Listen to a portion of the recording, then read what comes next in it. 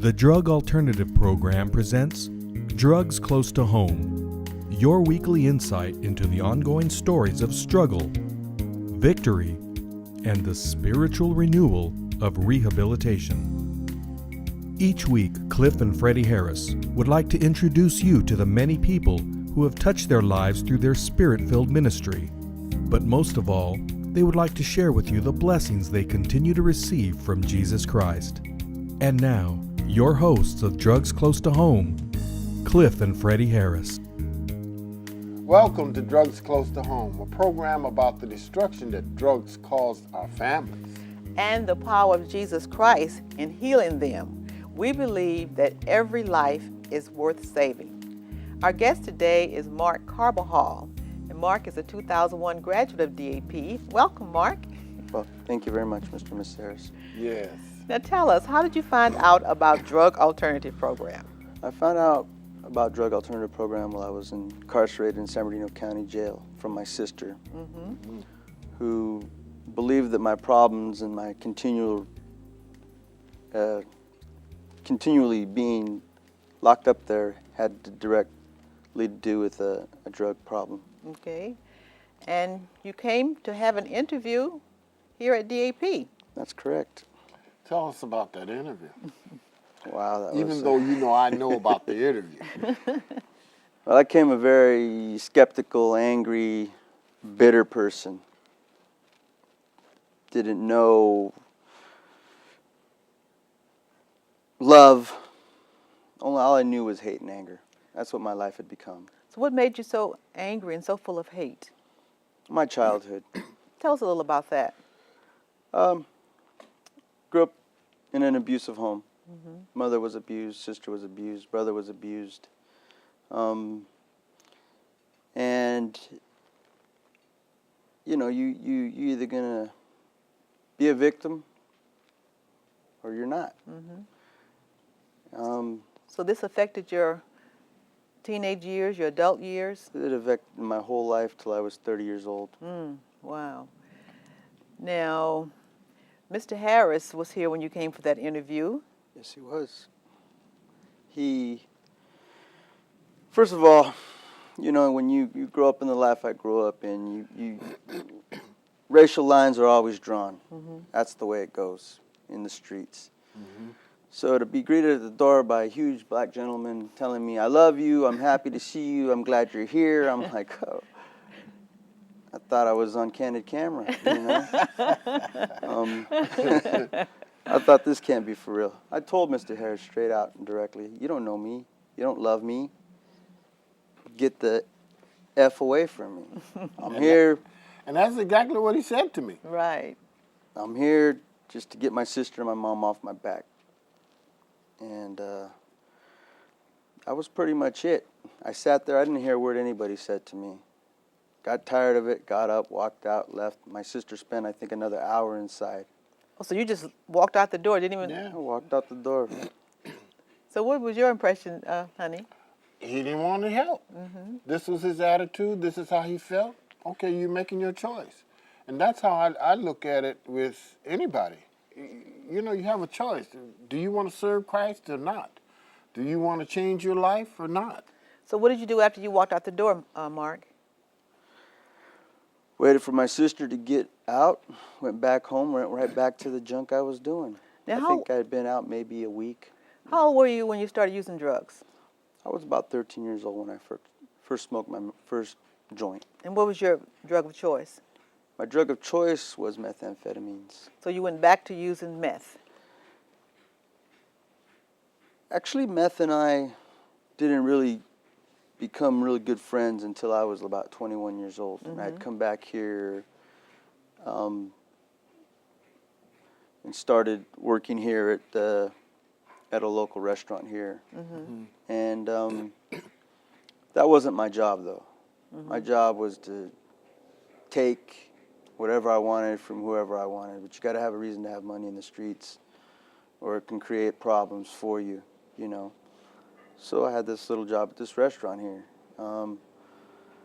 And one day I had this big old bag of meth, and I'm like, well, you know what? I could probably make more money, stay out longer doing more junk. If I do a little bit of this, and from there on, it was no looking back. So what were some of the experiences you had, say, in the streets? Well, actually, I'm surprised to be here talking to you today. I've had guns pulled on me, trigger pulled, and the gun didn't go off. Stabbed, shot, you know, everything you can expect, everything you should expect when you choose that when lifestyle. You're out there in that lifestyle. You know. Yeah.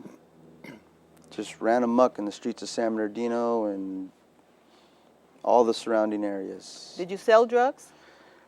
You know, I didn't. I had them because it was currency in the street, but that wasn't my thing, no. What was your thing? My thing was robbing drug dealers. Oh, okay. That was the quickest, maximum amount of money and that I knew how to get. And that becomes very dangerous It's for your extremely life. dangerous. Yes, very dangerous. You know, it's bad enough when you take my drugs or you beat me out of my drugs, but when I'm a dealer and you take my drugs and my money too, now you know I am doubly angry with you. That's correct. Now, what was your turning point, Mark, in really taking a look at your life and wanting to make a change? The turning point was when I was asked to leave DAP after being here 8 months Okay. and told that you ain't done nothing here. Well, you know, I couldn't argue with that. So what were some of your experiences at DAP? Why did the staff come to that conclusion? Because I wasn't letting go of my anger, my hatred, and I was projecting it on anybody that would get in my way that day. And actually would really try to do it when I ran into Mr. Harris. That's what I knew, confrontation. That's how I lived. That was what I chose. That's why I did what I did. You know, it was a high too. Thing I didn't realize is that all I really was a scared little boy inside, and would do these things to mask that. Right. Did the drugs to kill the pain that I felt for the things that I had done. Now, what were some of the issues that you were able to deal with while you were here to work on that anger or that hate or malice? You know, I believe the biggest issue that I was able to deal with in this environment was why I hated myself so much. Why I didn't care whether I lived or died. You know, why I'd actually come to a point where I didn't care that I hurt my family. And all my life I professed everything that I'd done was for them. You know, to help them. You know, in our lives, if we don't even care about ourselves, if we live or die, how are we going to care about someone else? Exactly. You know, because, you know, if we don't put any value on our own life, how are we going to put any value on someone else's? That's right. Now, was there anyone in your family that was a real influence to you while you were in the program? Yes, there was. There was 2 people. That'd be my grandfather and my niece, Samantha. Samantha, I remember. How old is Samantha now? She's 18. Boy, she was like 8 or 9 years old when you came into the program. Yes, I believe. So how did She's she influence your time here? You know, she spoke to me real. And she spoke to me in a way that I couldn't find no hidden agenda, no ulterior motive. And when somebody speaks to you like that, it's really hard to use all these defenses that you've built up and all these ways of justifying what you've done, what you're doing, what you want to do. It just takes it all away. What can you do? This is a small child. What did she Yes. say to you? Well, What was the experience? What was happening? Tell us about it. like I said, I'd been asked to leave DAP. I went back home. I spent Friday, Saturday with the girl that I was dating, you know, doing all the things you do when you're getting ready to go turn yourself back in to do your time. And Saturday evening, I got a phone call from my grandfather asking me if I would please come to the house because they had some things that they wanted to tell me. I told him I didn't think that was necessary. I was just going to go turn myself in on Monday. If you want to see me, you're more than welcome to meet me at the courthouse. He's all, no, I want you to come. You need to come. Because then I'll be there for you Sunday afternoon. And I couldn't tell him no. And as much as I wanted to, and as much as I wanted to not be there when he showed up, something just kept me there.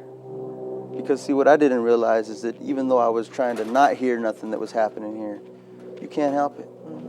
All it takes is a taste, is a little seed for people who really genuinely care about you to put there. So what did they tell you? Well,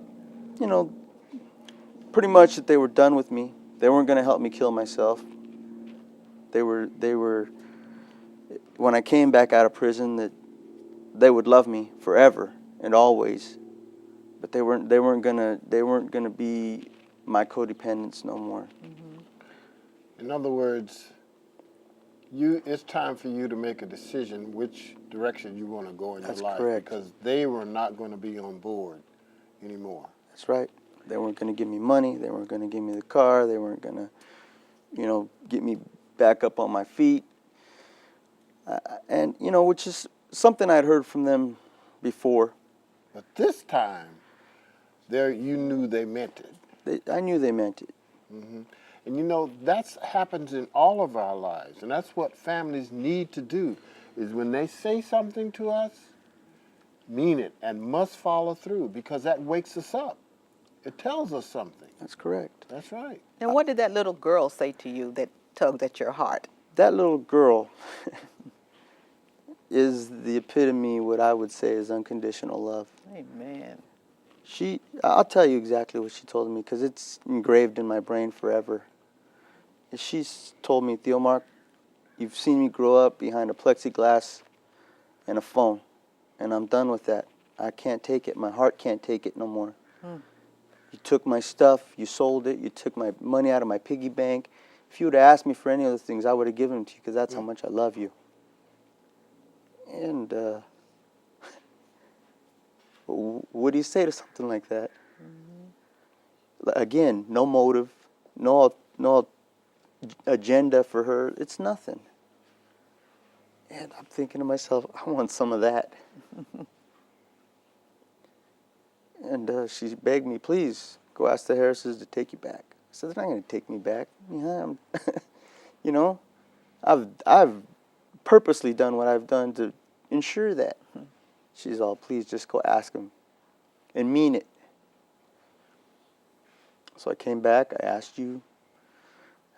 Mr. Harris thought about it for quite a while, and he said, okay. I want you to hold that right there, that thought. We're going to take a small break, and we'll be right back.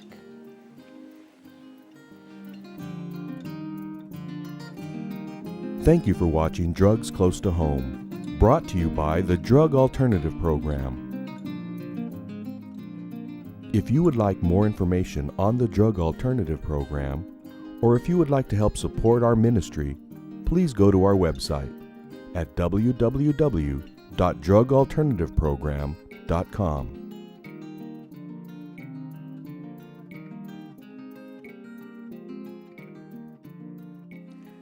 Welcome back. We're talking to Mark Carbajal, our DAP graduate. Mark, when you were doing in the last segment, the whole time you were here at DAP, with your anger, you never showed much emotions. But I saw some emotions with you just in that last segment. And I want to take from right there and what your niece said to you. This is from a child talking to you, not an adult, telling you what you had taken from her little piggy bank. And I can tell that's still in you right today. Let's take it from there.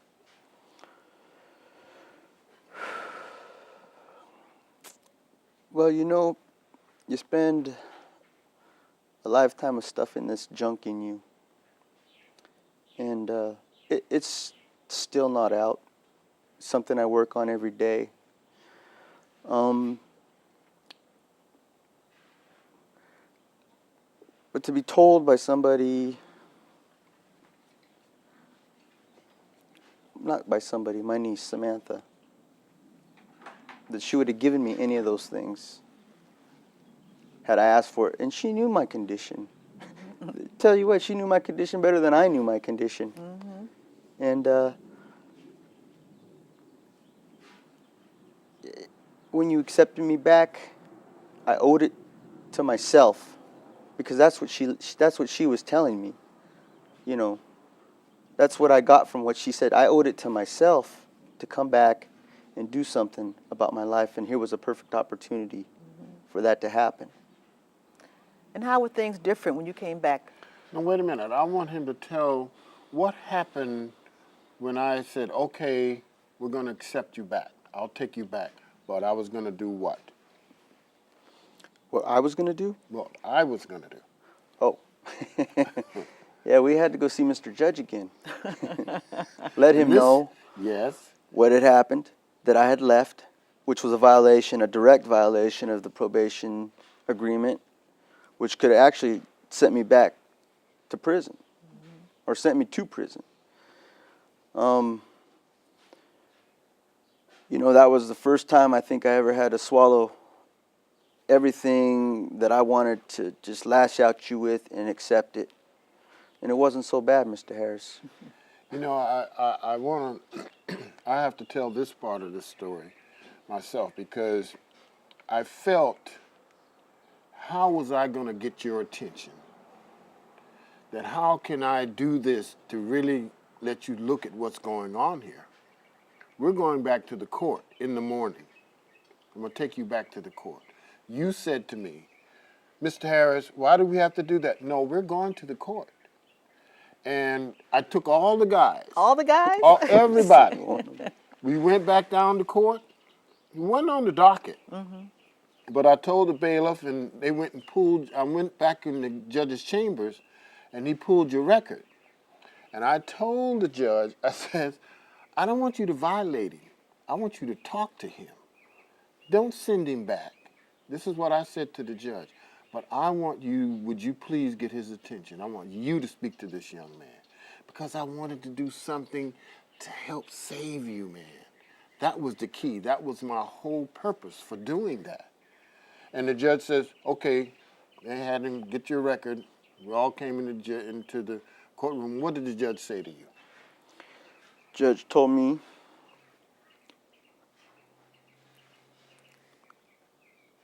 first of all that I was in violation of my probation, and he thought it would be better for me to go to jail. But that I needed to go back, listen to anything Mr. Harris told me, and do as I was told.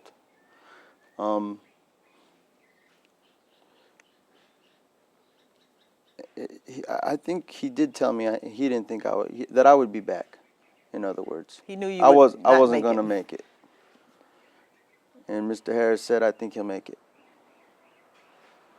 And I think that got your attention. It did. He didn't. By Mr. Harris going back and speaking to this man before he came out to me, I think that was Mr. Harris saying, you know what, I think he will make it. Right. This is going to be one of your success, because judges don't talk to people like he talked to me. They violate you. They had 100 cases on that docket. Right. So that was know. just God, Mark. It was, because I expected to be handcuffed right then and there and taken away. And you came back to DAP, and it was different. It was different. It was different. Very What different. were some of the things you did this time? I tried to think, or I tried to be more accepting of what was brought to me. I started to believe that people could see things in me that I couldn't see in me, good, bad, or otherwise. And I actually believed for the first time in a long time that I was really loved and cared about and cared for. And that was something that I hadn't felt in a long time. Not because there weren't people there that did, it's because the people that did, I wouldn't allow it anymore. It made it too difficult for me to be the kind of person I was trying to be. In other words, what you really did was you were rejecting love. Exactly. Period. Everybody was trying to give you love, but you're, no, I don't want it. And that's what God does to us. He wants to give us his love, but we reject it. And that was because of your childhood. You know. Correct. A lot- Because well, my mom was married to this man. They loved each other, right? Mm-hmm. But yet he beat her. I didn't want nothing to do with anything like that. If that was what love was, you know, and that's all I saw that love was being, I didn't want no part of it. Right. So did any of your family relationships change as a result of your working on issues here at Drug Alternative Program? They all changed Okay, dramatically. Tell us how they changed. Well, I'll start with my mother.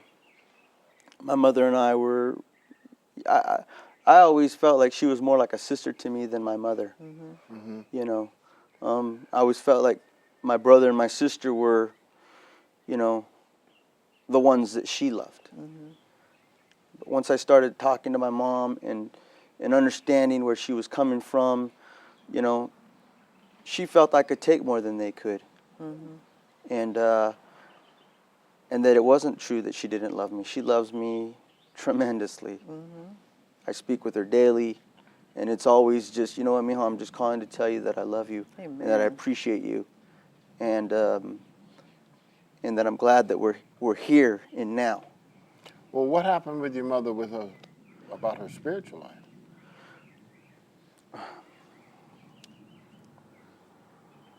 She's a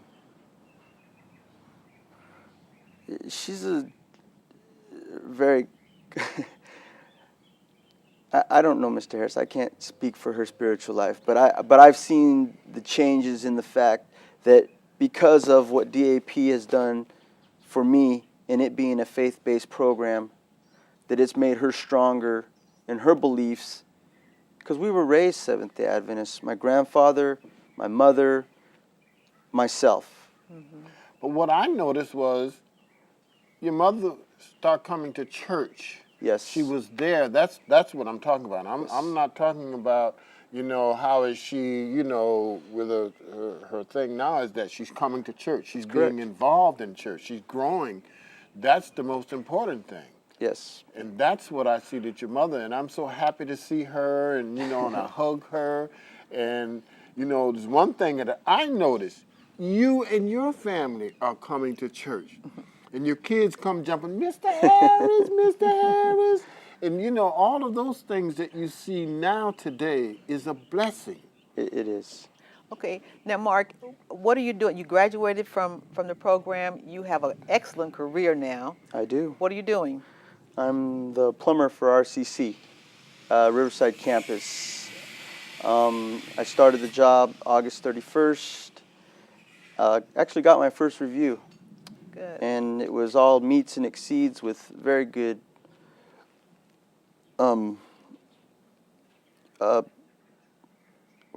you know, my boss wrote Evaluation. Right, Okay. right. and his comments were very good. Okay. And very. Now, what is your niece doing now? My niece, she is a freshman at La Sierra University. Very All right. good. Now, so what has happened, say, to your life that, you know, right here at the end of your life? I mean, not the end of your life, but what you're doing now. What influences have you had to really help you continue to get through spiritually? Well, I've become a father. I've have a 3-year-old little girl. You know, we start getting complacent and comfortable where we're at. Well, the Lord knows I don't need that in my life. I got hurt at work. I was out of work for almost 6 months. Wow. And was one of the biggest tests I've had so far in my life. Because up until now, I work so much that I don't even attend church as much as I should, you know. But who was your influence? You two. Who? You and I Mrs. can Harris. hear you. You and Mrs. Harris. Especially Mrs. Harris. Especially Mrs. Harris. Because she always told you, didn't preach at you. No. None of that. We didn't do that. We just kept loving you, and in and out, she would just make little comments. Mark, you need to come to church. Bring your family to church. Correct. Just to encourage you. Correct. Mark, our time is just about over, but I know one person you had mentioned was a great influence in your life, and that was your grandfather. Yes, ma'am. I can not really say enough about the influence that he made in your life. Yes, he did. And I just thank him, he's passed away now, but I just thank him for the lesson that he gave to you. And you're now working, you have a family, you're doing well, and you are a miracle. Yes, I am. Amazing. And we just want to thank you for coming. Thank you, and too. letting people know that, hey, God is in the miracle working business. And you can have hate, anger, or whatever, but God can heal those wounds too. Mm-hmm. Thank you so much for being with us today and listening to Mark's story. And we want you to call us if you have any prayers that you want to put on our prayer list. If you have stories to tell us, we're open, because you are a part of DAP now, and we want you to stay in contact with us. Mark, thank you so much for being with us today. Thank you for inviting me. We love you. And God even loves you more.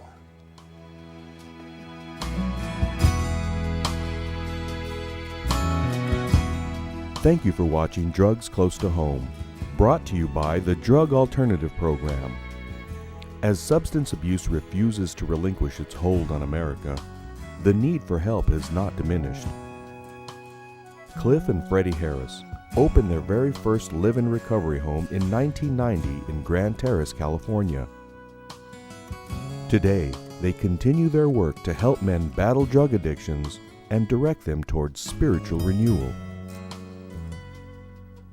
If you would like more information on the Drug Alternative Program, or if you would like to help support our ministry, please go to our website at www.drugalternativeprogram.com.